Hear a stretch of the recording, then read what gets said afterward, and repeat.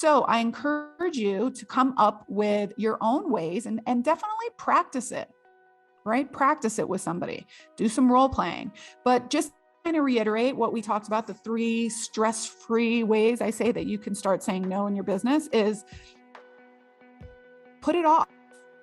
Okay. Say, you know what? I'm going to have to get back to you on that.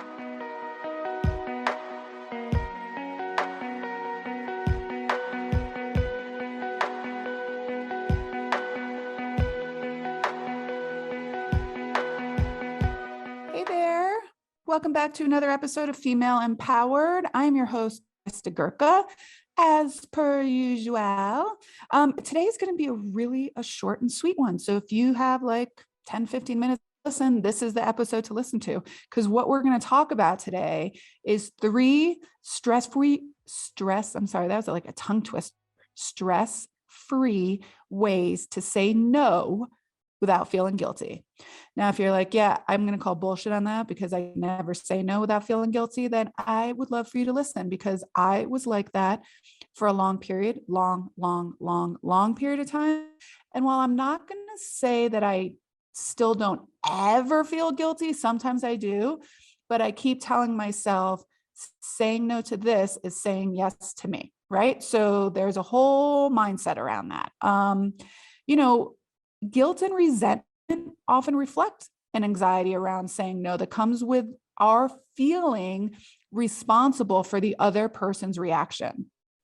This is something that I've really been working on. So like I am responsible for how I interact and speak with other people. I am not responsible for their reaction to it. Okay. So somebody else might be upset that I'm saying no, but I'm not responsible for their reaction to it. Now, unless I'm like, yay, F you, no, then maybe I am responsible for their reaction. But what we're going to talk about today is what you are responsible for and how to maybe let go of your feelings of guilt around the other person's reaction. So when we feel guilty and we feel resentment, we have an opportunity to reflect on whether we are fulfilling our responsibilities to ourselves. Right? So if we're saying yes to somebody because we feel guilty saying no, then we're putting them ahead of our own feelings, right? Of our own needs. And I don't know about you, but I think it's time that we started putting ourselves necessarily ahead of others. And I speak from full experience with this. I'm definitely a people pleaser. I've been struggling with this for years. I have a really, really, really hard time saying no, or I did. I mean, I remember reading a book in college that was called When I Say No, I Feel Guilty. And it was all about how we can say no to people in a nice, tactful way and really teach ourselves how not to feel guilty. And where is that guilt coming from? What is coming up for us when we say no? And so it's been years. I mean, I graduated from college, almost 30 years ago. So like 25 years ago. 25 years ago, I got out of college. So I've been working on this for 25 years. So if you're just starting to work on this, don't worry. I've been working on it for 25 years, but I finally have gotten to the place where it is a little bit easier for me to say it because I've worked hard on realizing like I'm not responsible for the other person's reaction. All right.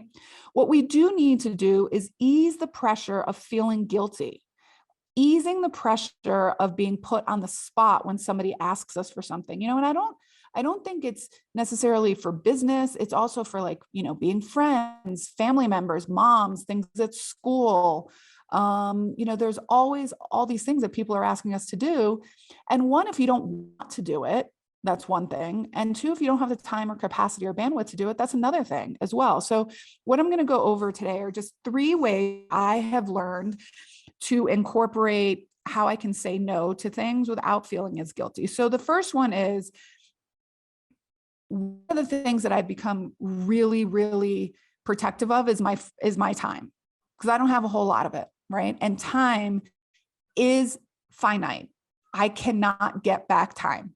Okay. I can get back a lot of other things. I can get back money. I can get back, other different things, but I cannot get back time. So I'm starting, and as I get older, I'm becoming more and more protective of my time. And so if there's something out there that I'm like, if somebody asks me to do something, I'm like, and I really don't want to. I'm like, okay, it's okay for me not to want to do stuff, So if I get kind of put on the spot, and not intentionally, but somebody's asking me something and I don't have an answer right away, I will certainly say things like, I'm going to have to get back to you later on that. Or I need to check my calendar. Is it okay if I get back to you? I need to check whether or not I'm available during that time. I'm going to get back to you tomorrow or later. Or, and it's okay to just say, I'm going to have to think about that for a minute. Is that okay if I get back to you? And maybe even take out, is that okay? I'm going to have to think on that for a moment, and I will get back to you tomorrow, or I will get back to you by the end of the week. It's okay to kind of take time to gather your thoughts so that you can really think about it. Think, is something you want to do? Is it going to take you away from other things that are priorities for you right now? And, what would be kind of like the end result of this? So telling people that you're going to need some time to think about it is a good way to really take some time, reflect whether this is something you really want to do or not do, or have the time or capacity to do it, and then give somebody the answer later on. So let's also say that now at some point you have to give the answer later on. So if this is something that you really know you don't want to do right away, I would say don't put it off. Just tell them that this is something that you're not able to do right away, because what'll happen is, if it's really something from the get-go that you don't want to do, you're just going to create anxiety for yourself. And now you have to have this conversation again with somebody.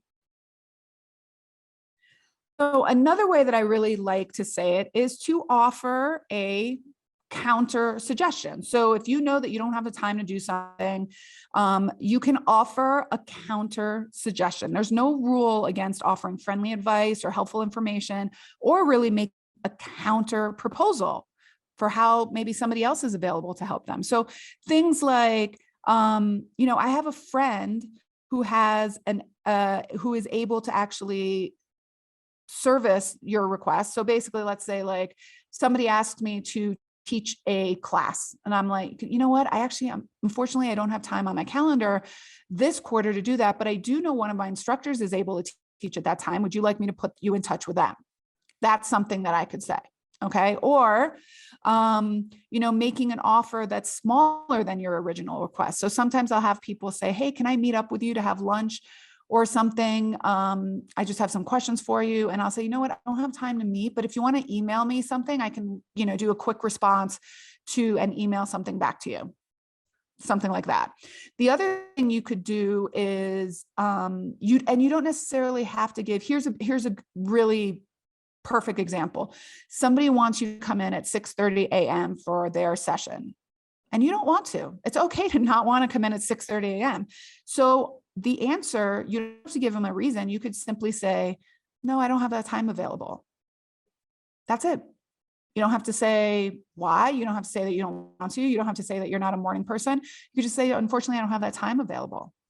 I do know somebody, Jane has that time available. I'm happy to put you on her schedule. All right.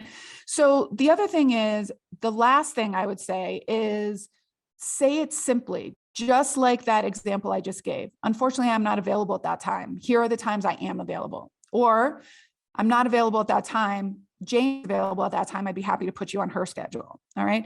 I used to be in the habit of like giving long-winded answers, because again, I felt bad about saying no. The longer you talk, I think the more people are either like, what is going on? So I say, just simply say no, or I'm not available. I don't have it on my count. I don't have availability on my calendar this month or this year or this quarter, whatever it is. So without beating around the bush, it's a very, very effective way to just say, unfortunately, I'm not able to do that. Whether it's something at school, I'm not able to help out this quarter at school. I could probably put it on my calendar next quarter if you want to, right? Okay. So using the words no, I like it plain and simple. No way, Jose. It's kind of nice. That's going to be a hard pass for me. But really, we don't have to go into long-winded explanations. We can offer an alternative, I know somebody who is able to help you. I'd be happy to put you in touch with them. Or you can simply say, unfortunately, I don't have time on my calendar this week or this quarter. It's another reason why I really, really encourage people to set initiatives for the quarter, right? So when you plan out all your initiatives and all your promotions and everything you're going to do for your business, when someone says, hey, do you want to partner up for this XYZ? You can say, you know what, we don't have room on the calendar this quarter, but if you let me know ahead of time what it's going to be, I can see if we can squeeze it in for the next quarter or the next month or possibly next year. And it becomes a really objective way of you are staying in integrity with yourself to keep to your boundaries, to not add more things on your plate. And if anything, I really appreciate when people are like, I don't have that time available this week. I might be able to get something in next week. Like I had somebody, I wanted to interview her for my podcast, and she's like, my Q1's already full. Are you okay if we push this off to April? You know what? I respect that. I respect having boundaries. Having boundaries is the easy part. Sticking to them is the hard part. All right. So I encourage you to come up with your own ways and definitely practice it, right? Practice it with somebody, do some role playing, but just kind of reiterate what we talked about, the 3 stress-free ways I say that you can start saying no in your business is put it off. Okay. Say, you know what? I'm going to have to get back to you on that. I'm going to check my calendar and see if I'm able to do that or not. Okay. When you're going to tell someone no, say it simply. Unfortunately, I'm not available at that time, or that doesn't work for me this time.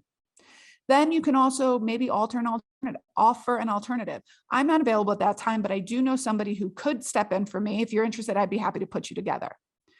There's also like, so much for thinking of me. Unfortunately, that's not something that I am able to do this month.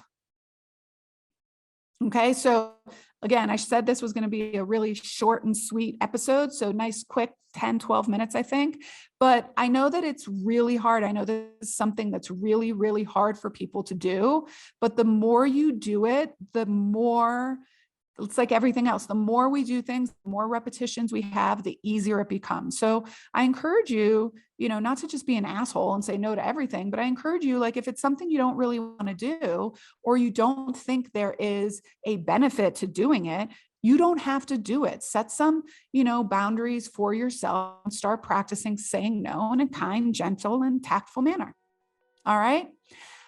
That's all I got for you today, people. Until next time, my friends, bye for now.